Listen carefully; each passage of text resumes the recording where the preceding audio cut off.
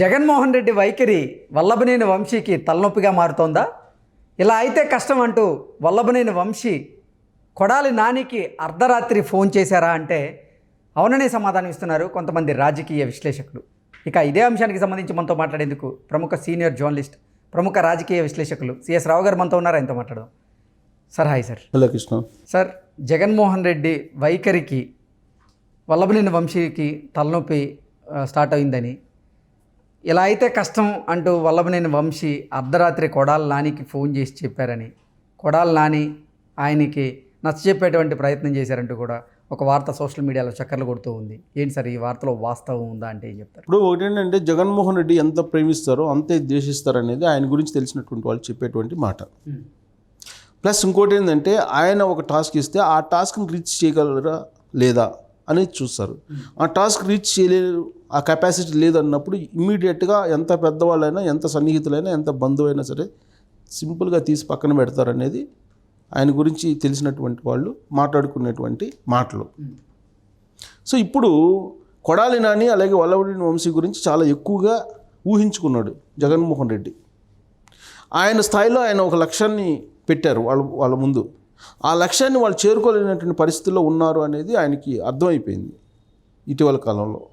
అర్థమైనటువంటి క్రమంలో వీళ్ళు నాకు తలనొప్పిగా మారారు, వీళ్ళని వదిలించుకోవాలి అనేటువంటి ఆలోచనతో జగన్మోహన్ రెడ్డి ఉన్నట్టు తాడేపల్లిలో జరుగుతున్నటువంటి ఒక సీరియస్ చర్చ. ఎందుకు అలాంటి పరిస్థితి వచ్చింది అని అంటే, ఆల్రెడీ ఎప్పుడో 2 సంవత్సరాల క్రితమే కొడాలి నానికి కౌంట్ డౌన్ స్టార్ట్ అయింది. అందులో భాగంగానే ఆయనకి మంత్రివర్గం నుంచి బయట పెట్టడం జరిగింది. ఎందుకు ఆయన బయట పెట్టారు అని అంటే, అప్పట్లో జరిగినటువంటి పరిణామాలు ఏంటి?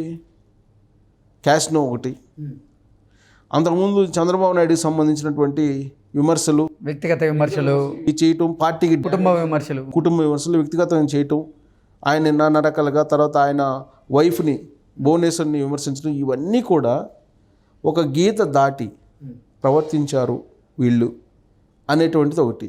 ఒక టాస్క్ రీచ్ కావడానికి ఏ విధంగా వెళ్ళాలో ఆ విధంగా వెళ్ళలేకపోయారు వీళ్ళు. కాబట్టి మొదటి టాస్క్లోనే ఫెయిల్ అయ్యారు. వీళ్ళు నా జోనర్లో పనికిరారు అనేటువంటి ఒపీనియన్కి జగన్మోహన్ రెడ్డి వచ్చారు అనేది ఇప్పుడు తాజాగా వినిపిస్తుంది. సో ఆ క్రమంలో ఆల్రెడీ మంత్రి పదవి నుంచి అప్పుడే తొలగించారు. వల్లభనేని వంశీకి గతంలో ఇచ్చినటువంటి ఇంపార్టెన్స్ ఇప్పుడు ఇవ్వట్లేదని, ఇటీవల కాలంలో వల్లభనేని వంశీ కలవడానికి వెళ్ళినా కానీ అవకాశం రాలేదని కూడా వినిపిస్తుంది. జగన్మోహన్ రెడ్డి తనను కలిసి మాట్లాడటానికి కూడా ఇష్టపడలేదని చెప్పి తెలుస్తుంది. ఇలాంటి పరిస్థితుల్లో వల్లభనేని వంశీ అలాగే కొడాలి నాని ఉన్నారనేది వైఎస్ఆర్ కాంగ్రెస్ పార్టీలో అంతర్గతంగా జరుగుతున్నటువంటి చర్చ. సరే, ఇప్పుడు తాజాగా ఎందుకు ఇలా అయితే కుదరదు వంశీ అని చెప్పి చెప్పారు, అర్ధరాత్రి ఎందుకు కొడాలి నానికి ఫోన్ చేసి వార్నింగ్ ఇచ్చాడు జగన్మోహన్ రెడ్డి అనేది కూడా ఇప్పుడు ఒక హాట్ టాపిక్. జగన్మోహన్ రెడ్డి అన్నారు ఇలా అయితే కష్టం అని చెప్పి, వాళ్ళు అనుకోవటం కాదు. సరే, వాళ్ళు కూడా అనుకోవచ్చు. ఫోన్ వచ్చిన తర్వాత, వాళ్ళ ద్వారా ఫోన్ వచ్చిన తర్వాత, జగన్మోహన్ రెడ్డి ద్వారా ఫోన్ వచ్చిన తర్వాత ఆయన తనదైన స్థాయిలో ఖచ్చితంగా వార్నింగ్ ఇచ్చి ఉంటారు కదా. ఆ వార్నింగ్ అయిన తర్వాత ఇద్దరు పరస్పరం, వాళ్ళిద్దరు ఫ్రెండ్స్ కాబట్టి ఇలా అయితే ఈయనతోటి కష్టం అని చెప్పి వాళ్ళు కూడా మాట్లాడుకోవచ్చు ఫోన్ చేసి. అసలు ఎందుకు ఈ పరిణామం వచ్చింది అనేటువంటి ఒక క్వశ్చన్ వేసుకుంటే కనుక, ఇటీవల కాలంలో ఒక పెళ్ళికి వెళ్ళారు. పెళ్ళికో ఓణీల పండుగ ఫంక్షన్కి వెళ్ళారు. గన్నవరం తెలుగుదేశం పార్టీకి సంబంధించిన అభ్యర్థి ఉన్నారు. ఆయన ఆ అభ్యర్థికి యార్లగడ్డ వెంకట్రావు వాళ్ళ ఫంక్షన్ జరిగింది. ఆ ఫంక్షన్కి వెళ్ళారు ఎవరు? వల్లభనేని వంశీ. వెళ్ళినటువంటి సందర్భంగా ఆల్మోస్ట్ ఇంకా టీడీపీ గెలిచిందని చెప్పి ఆ ఫంక్షన్కి వంశీ కనపడంగానే డిక్లేర్ చేసుకొస్తున్నారు గన్నవరంలో. ఎందుకంటే రాజకీయపరమైనటువంటి అంశం సీరియస్గా జరుగుతున్నప్పుడు, సమీప భవిష్యత్తులోని ఎన్నికలు ఉన్నప్పుడు, ఇంకొక 100 రోజుల లోపల ఎన్నికలు ఉన్నప్పుడు నువ్వు ప్రత్యర్థి పార్టీలకు సంబంధించినటువంటి ఫంక్షన్కి నువ్వు వెళ్తే ఓడిపోయినట్టే కదా. ఓకే, ఆ ఫంక్షన్లకి రాజకీయాలకు సంబంధం లేకపోవచ్చు, కానీ సీరియస్గా రాజకీయం జరుగుతున్నప్పుడు, ఎన్నికల సమీపంలో ఉన్నప్పుడు వాళ్ళతో పోయి, వాళ్ళ ఇంట్లో పోయి, వాళ్ళ ఫంక్షన్లో పోయి వాళ్ళతో మాట్లాడి, వాళ్ళతో భుజం మీద చేసి వాళ్ళతో మాట్లాడావు అని అంటే వాళ్ళతోటి నువ్వు లైజనింగ్లో ఉన్నట్టే కదా. అలాంటి సిట్యుయేషన్ని జగన్మోహన్ రెడ్డి ఒప్పుకోడు. ఎందుకు ఒప్పుకోడు అని అంటే, షర్మిల విషయంలో కూడా అదే వ్యవహరిస్తున్నారు కదా. 2 ఏళ్ల నుంచి మొన్ననే కదా అపాయింట్మెంట్ ఇచ్చింది ఆమెకి కలవడానికి, అంతకుముందు కలవలేదు కదా. ఇడుపులపై వెళ్ళినప్పుడు కూడా ఒకరి ముఖాలు ఒకరు చూసుకోలేదు కదా.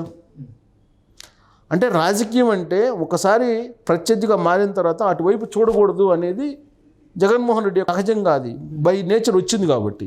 కానీ ఇక్కడ అలా కనిపించలేదు. అందుకే ఇలా అయితే కుదరదని చెప్పి వల్లభనేని వంశీకి సున్నితంగా వార్నింగ్ ఇస్తే జగన్మోహన్ రెడ్డి ఇదే విషయాన్ని కొడాలి నానికి ఫోన్ చేసి కొడాలి నానితో పంచుకుంటే ఇలా అయితే కష్టం అబ్బా, జగన్మోహన్ రెడ్డితో మనం వేగలేము అనేటువంటి చర్చ వాళ్ళిద్దరి మధ్య వచ్చింది అని చెప్పి ఇప్పుడు వాళ్ళ అభిమానుల్లో వినిపిస్తున్నటువంటి మాట. ఇంకోటి ఏంటంటే వాళ్ళ మీద వచ్చినటువంటి ఆరోపణలు చాలా ఉన్నాయి. ఒక క్యాసినోనే కాదు, అక్కడ ఏదో ఒక స్కీమ్ ఒకటి పెట్టేసి ఆల్మోస్ట్ 1,000 కోట్ల రూపాయలు వీళ్ళు వెనకేసుకున్నారు అనేది కూడా ఒకటి అప్పట్లో వచ్చినటువంటి ఒక స్కామ్ వీళ్ళ మీద. అది కూడా ఒక మైనస్ పాయింట్గా జగన్మోహన్ రెడ్డి చూస్తున్నారు. ఇప్పుడు ఎమ్మెల్యేలు మారుస్తున్నారు, మంత్రులు మారుస్తున్నారు, మాజీ మంత్రులు మారుస్తున్నారు. కొడాలి నానిని వల్లభనేని వంశీని కూడా మార్చేటువంటి అవకాశం ఉంది.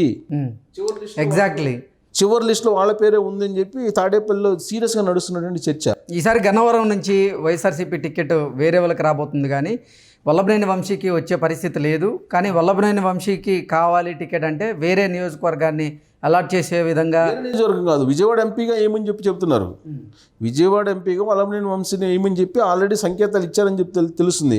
అందుకే ఆ ఫంక్షన్కి వెళ్ళాడు అతను. టికెట్ లేదని చెప్పిన కారణంగానే ఆ ఫంక్షన్కి వెళ్ళారనేది కూడా ఒకటి వినిపిస్తుంది. టికెట్ ఉంటే కనుక ఆ ఫంక్షన్కి వెళ్ళరు. ఎందుకంటే ఇద్దరు అభ్యర్థులు, తెలుగుదేశం పార్టీ అభ్యర్థి, వైసీపీ అభ్యర్థి ఫంక్షన్కి వెళ్తుంటే పబ్లిక్ వేరే విధంగా ఆలోచిస్తారు కదా. సో కాబట్టి ఆయనకు ఆల్రెడీ వల్లభనేని వంశీకి టికెట్ లేదని చెప్పి పరోక్షంగా సంకేతాలు ఇచ్చారని చర్చ నడుస్తుంది. మరి కొడాలని కూడా అదే పరిస్థితి. ఇన్ కేస్ వంగవీటి రాధాని కనుక వైఎస్ఆర్ కాంగ్రెస్ పార్టీలో తీసుకురాలేకపోతే కొడాలి నాని, ఆయనకు కూడా టికెట్ క్యాన్సిల్ చేసేటువంటి అవకాశం, టికెట్ ఇచ్చేటువంటి పరిస్థితి లేదు అనేది గత 2 రోజుల నుంచి చర్చ జరుగుతుంది. బట్ రాధా మాత్రం వైఎస్ఆర్ కాంగ్రెస్ పార్టీలో వచ్చే అవకాశం లేదని చెప్పి తెలుస్తుంది. ఆయన నో చెప్పినట్లు కూడా ఒక వార్త వస్తుంది. నో చెప్పినట్టు కూడా ఉంది. ఎందుకంటే ఆల్రెడీ విజయవాడ సెంట్రల్ ఏదైతే ఉందో ఆల్రెడీ వెల్లంపల్లి శ్రీనివాస్ కేటాయించారు. వెల్లంపల్లి శ్రీనివాస్ కేటాయించిన తర్వాత అక్కడ ఉండే మల్లాది విష్ణు ఆల్రెడీ తిరుగుబాటు వ్యక్తం చేస్తున్నాడు. కాబట్టి ఇప్పటి వరకు అయితే ఆయనకి విజయవాడ సెంట్రల్ ఆఫర్ చేశారు, నో అని చెప్పారు.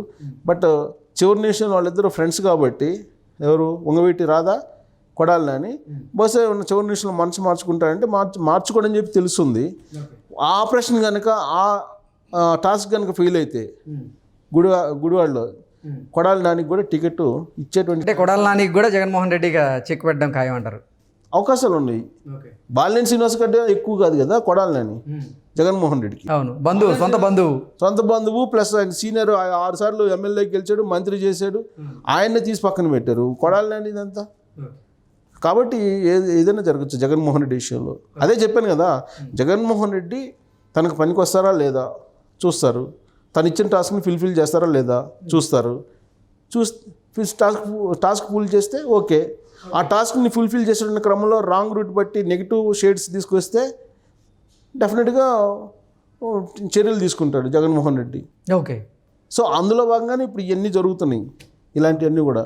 సో జగన్మోహన్ రెడ్డి తోటి ఇమ్మటం కష్టం అనే ఒపీనియన్కి వీళ్ళిద్దరూ వచ్చారని చెప్పి తెలుస్తుంది. అదే ఫోన్లో కూడా వాళ్ళు మాట్లాడుకున్నారని తెలుస్తుంది ఇలాంటి పరిస్థితుల్లోనే. సో కాబట్టి చూద్దాం ఏం జరుగుతుంది అనేది. అనూహ్య పరిణామాలు అయితే మనం చూడొచ్చు. Okay sir, thank you so much.